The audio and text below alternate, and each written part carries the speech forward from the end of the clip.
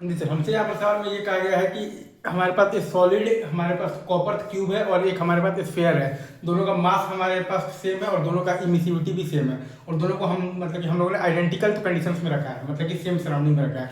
तो ratio of their initial fall of the temperature, मतलब कि रेट ऑफ द कूलिंग का रेशियो क्या होगा। तो चूंकि मतलब कि मटेरियल सेम है तो डेंसिटी सेम है, और मास सेम है तो वॉल्यूम भी सेम है, और अब क्योंकि मटेरियल सेम है तो ई इमिसिविटी सेम भी दिया हुआ है। ठीक है, तो हमें बताना है रेट ऑफ द कूलिंग का ratio, sigma into A into E into T का पावर 4 माइनस टी नॉट का पावर 4 बराबर होता है माइनस एम एस इंटू होता है D T by D T. तो एम सबका सेम है और आपके पास सबका बेसिकली एस भी सेम है, और D T by D T का हमें रेशियो बताना है रेट ऑफ द कूलिंग का। तो वॉल्यूम को कंजर्व कराएंगे, तो क्यूब का साइड मान लिए हैं ए और स्फीयर का रेडियस मान लिए हैं हम लोग आर। तो ए क्यूब बराबर है हमारे पास 4/3 into pi into R cube के।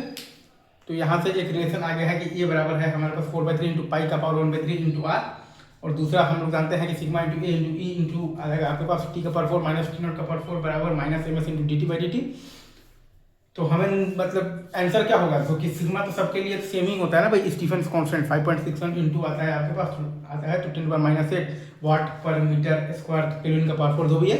तो 6 तो खाली हमें सरफेस एरिया का रेशियो बताना है, मतलब कि 6a² और 4πr² का रेशियो बताना है।